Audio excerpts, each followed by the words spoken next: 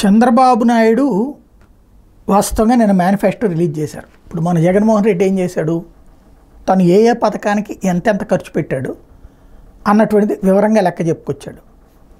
అలాగే చంద్రబాబు నాయుడు చెప్తున్నటువంటి లెక్క, ఇదిగో నా పథకాలైతే ఇంత, ఈ పథకాల కంటే చంద్రబాబు నాయుడు ఇదే పథకాలు అమలు చేస్తే ఇంత అవుతుంది అన్నటువంటిది పవర్ పాయింట్ ప్రజెంటేషన్ ఇస్తూ సుదీర్ఘంగా చెప్పాడు. నిన్న చంద్రబాబు నాయుడు పవన్ కళ్యాణ్ ఇద్దరు మేనిఫెస్టో రిలీజ్ చేశారు. ఇవన్నీ అమలు చేస్తామని ఉపన్యాసం ఇచ్చారు, కానీ డబ్బులు ఎంత అవుతాయి అది లెక్క చెప్పాల.